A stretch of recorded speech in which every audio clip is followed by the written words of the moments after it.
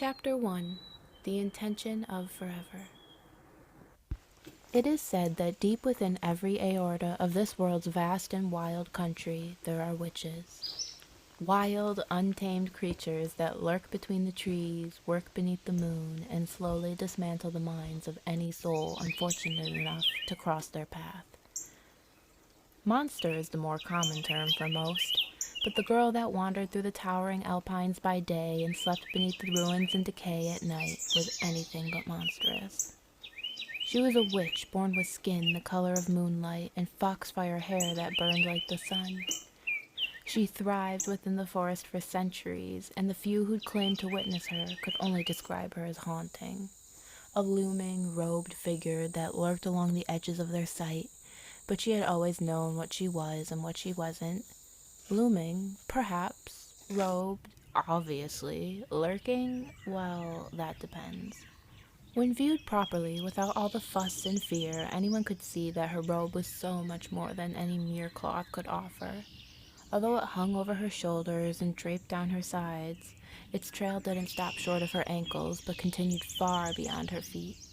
The entirety of it was based in soft moss, and its evolution remained constant. New tails of ivy ritually weaved themselves between the bases of ferns and herbs thatched across its surface. Through the warm seasons, new flowers would sprout and seed and spread across her skin into the forest. Some summers, even strawberry vines would whisper their way up through her leaves and sprout in the tangles of her hair. Every season always touched her differently, but each spring she would wake up a little heavier, the roots would set a little deeper, and the cloak would spread. This was part of the beauty of being born of Earth.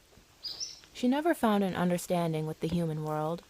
The first and last time she'd been seen for what she was outcasted and nearly killed for doing the devil's work. Although she'd hardly call growing a poisonous berry bush from a single seed in the palm of her hand satanic, the world didn't feel the same. Nevertheless, she left and wandered as all witches do. When she would cross paths with a human, she would hide, and if they happened to catch a glimpse, they always left terrified. Eventually she found her path in the forest, a place to conjure, learn, and thrive. She grew up amongst the trees with the fawns and learned the movement of wolves, along with the meaning of having magic. She accepted that one day it would consume her.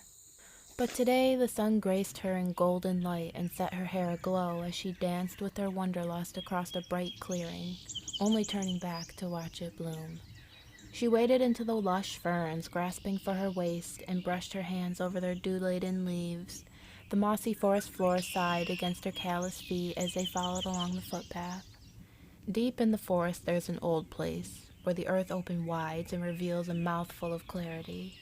It's toothless and holds a lake's worth of clear, still water. She peered over the edge and gazed wondrously down the beast's throat. Every time she came here, she could feel herself waiting for something. She could picture too easily a creature of deep myth crawling out of the water, something with scales and teeth and pretty eyes. But all she ever witnessed was soft creatures kissing its surface. Sometimes, when she'd bring a drink of it to her lips, the story it told her was old and empty and stuck to her insides for days. Other times all she could taste was rain, and it washed everything away. Looks like a whole different world down there. Her gaze was broken by the impossible. She turned her head directly to her left and discovered a man. The phenomenon standing beside her was blessed with dark, ebony skin and flowing hair holding the likeness of roots. They spun from a knot on the back of his head and dashed out in all directions. He stood like a part of the forest, tall and beautiful and unlike anything she'd ever seen before. His eyes were calm and warm and filled with wonder. She could see it swish and swirl within his iris as they traced her otherworldly form. She waited for the imminent look of terror to break the beauty of his face, but when it didn't surface, she found herself wanting to know his name. And like magic, he reached out with a dazzling smile. "I'm Eli." His voice sat low in the pit of her stomach, and her leaves quivered when she took his hand. His touch was a magic she had never known, and when he brought her fingers to his lips, flowers bloomed across her knuckles. "Aiyana." She whispered her name, and it sang around him.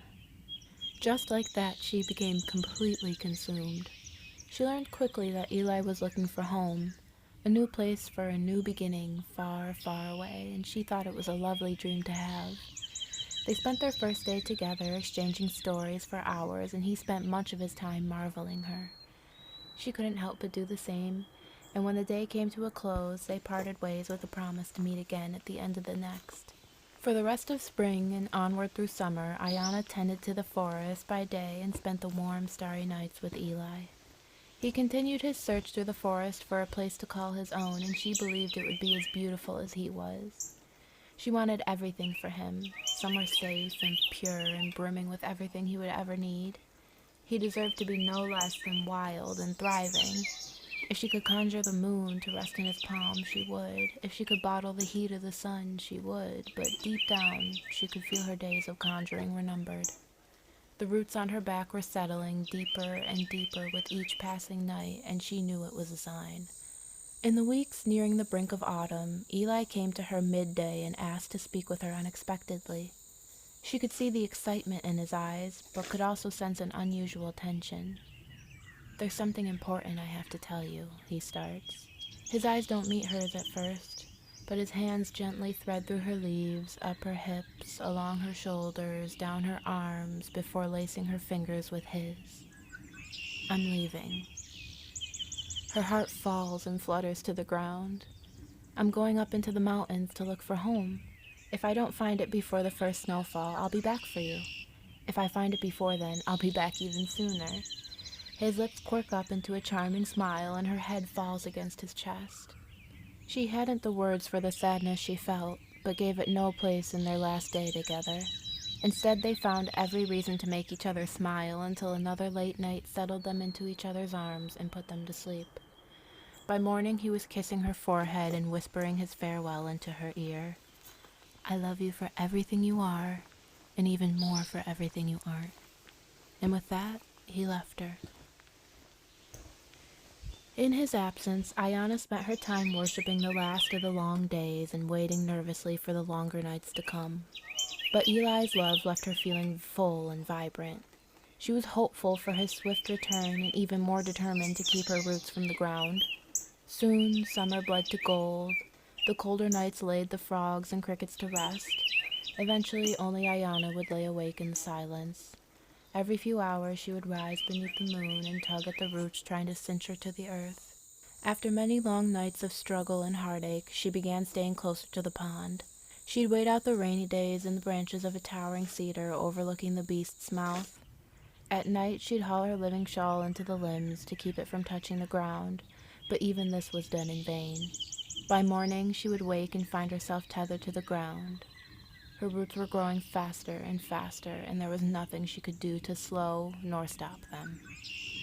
Her hopes of Eli finding home started to fade. Knowing she would never get to hold him again broke her in a way that loneliness never could.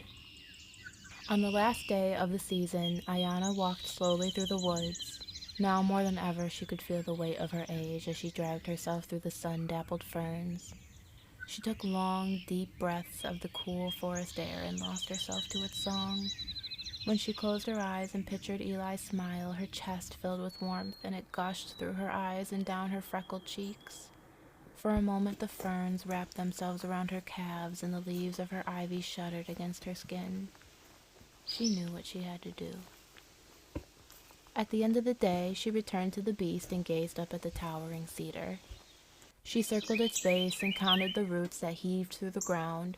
She imagined Eli's return and pictured him running through the woods to meet her with good news on his lips.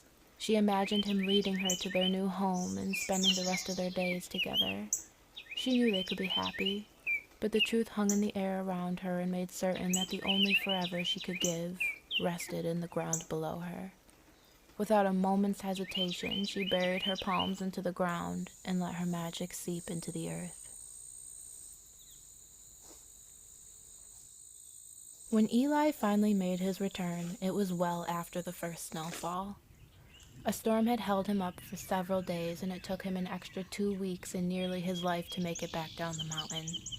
In the months that had passed, Eli dreamed of Aiyana every night.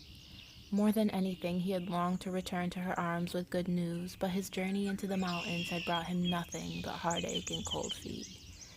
He realized now all he needed was Aiyana. To spend his forever by her side was all he desired, but when he arrived back at the mouth of the beast, she was nowhere to be seen.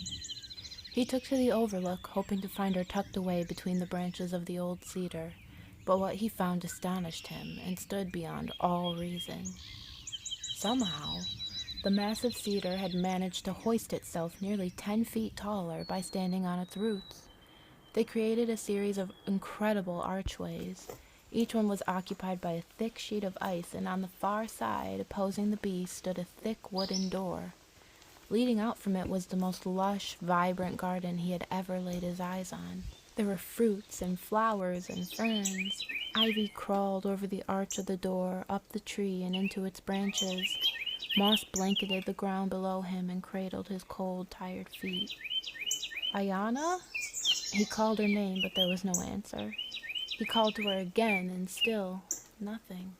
Eli gazed out into the forest, hoping that somehow she would appear from between the snow-laden ferns with that breathtaking smile on her face and the taste of forever on her lips.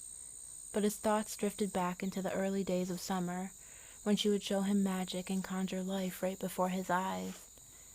It was then that he remembered her saying, "Having magic means accepting that one day it will consume you. I am of earth, and to it I will return." Perhaps forever was something impossible to give all along. But despite that, they gave each other what they needed. He saw her for who she was, and she gave him home.